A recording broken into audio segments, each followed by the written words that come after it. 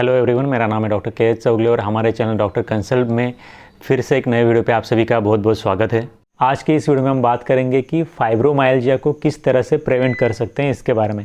सबसे पहली बात तो फाइब्रोमाइल्जिया जिन पेशेंट को हो चुका है और जिन पेशेंट को पहले फाइब्रोमाइल्जिया की तकलीफ़ थी, अभी थोड़ा आराम है, लेकिन जो पेशेंट चाहते हैं कि आगे जाकर के हमें फिर से फाइब्रोमाइल्जिया की तकलीफ़ ना हो, खास करके उन लोगों के लिए मैं भी ये वीडियो बना रहा हूँ। तो आप अगर इन चीज़ों को ध्यान से समझेंगे और इनको फॉलो करेंगे तो आप फाइब्रोमाइल्जिया होने के चांसेस काफ़ी ज़्यादा कम हो जाएंगे। सबसे पहली बात तो फाइब्रोमाइल्जिया ना हो इसके लिए आपको आपका स्ट्रेस लेवल कम करना पड़ेगा। स्ट्रेस लेवल कम करने के लिए आप मेडिटेशन कर सकते हो या फिर बाकी कोई यौगिक प्रोसीजर भी कर सकते हो, लेकिन उसका इंटेंशन एक ही होना चाहिए कि आपका जो स्ट्रेस लेवल है वो स्ट्रेस लेवल कम से कम होना चाहिए। स्ट्रेस हम कभी भी अवॉइड नहीं कर सकते, क्योंकि हर एक व्यक्ति को कुछ ना कुछ बड़ी या छोटी स्ट्रेस तो होती है, लेकिन स्ट्रेस को मैनेज करना सीखना चाहिए। अगर आप स्ट्रेस को मैनेज नहीं कर सकते तो आपके बॉडी में और आपके माइंड में और आपके लाइफ में काफ़ी सारे प्रॉब्लम्स क्रिएट हो सकते हैं। तो इसके लिए सबसे पहले स्ट्रेस को मैनेज करना चाहिए और आपके स्ट्रेस लेवल को कम से कम रखना चाहिए। तो उसके बाद दूसरी चीज़, आपको न्यूट्रिशियस डाइट लेनी है। आपको इस तरह की डाइट लेनी है जो कि ज़्यादा ऑयली स्पाइसी ना हो। इसी के साथ साथ बाहर के फास्ट फूड या फिर बाहर के जो प्रोसेस्ड फूड्स हैं इस तरह की कुछ चीज़ें नहीं खानी है। खाने में आपको जो भी खाना खाना है वो न्यूट्रिशियस डाइट होनी चाहिए। आपको हर दिन कम से कम 7 से 8 घंटे तक प्रॉपर नींद लेनी है, क्योंकि नींद पूरी होना भी खाना खाने के जितना ही ज़रूरी होता है।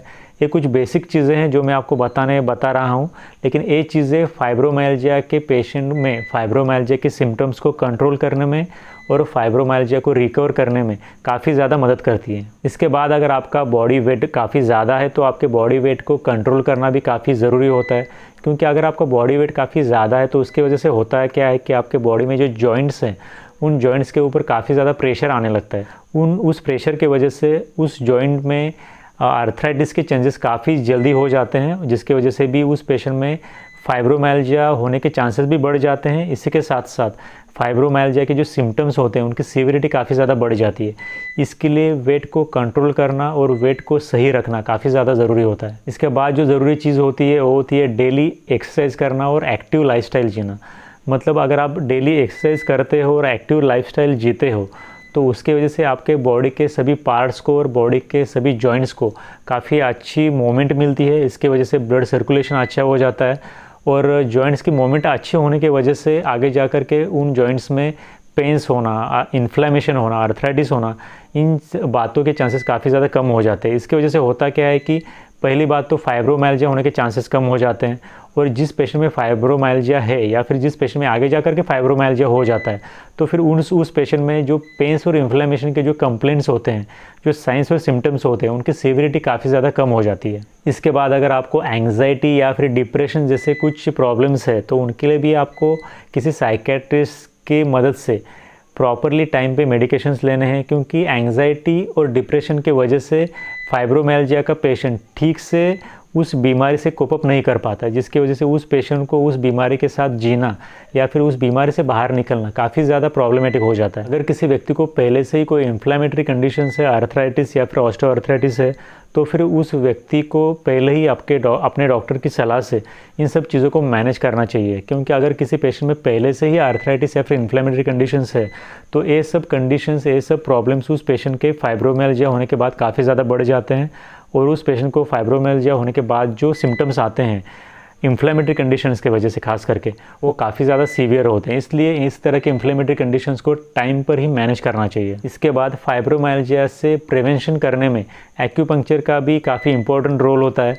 यहाँ तक भी देखा गया है स्टडीज़ में कि एक्यूपंक्चर की सहायता से हम फाइब्रोमाइल्जिया को प्रिवेंट भी कर सकते हैं, और अगर किसी पेशेंट में फाइब्रोमाइल्जिया की सीवियर सिम्टम्स आ रहे हैं तो फिर उस पेशेंट में भी एक्यूपंक्चर के सहारे उस पेशेंट को काफ़ी ज़्यादा रिलीफ मिल सकता है। तो इसलिए फाइब्रोमाइल्जिया को प्रिवेंट करने के लिए आप एक्यूपंक्चर का भी इस्तेमाल कर सकते हो।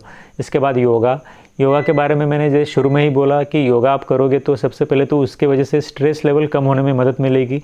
इसी के साथ साथ डायरेक्टली या फिर इनडायरेक्टली फाइब्रोमाइल्जिया के साइंस और सिम्टम्स को कम करने में और उसका रिकरेंस रोकने में योगा और कुछ पर्टिकुलर यौगिक प्रोसीजर्स होते हैं, उनका काफ़ी ज़्यादा इंपॉर्टेंट रोल होता है।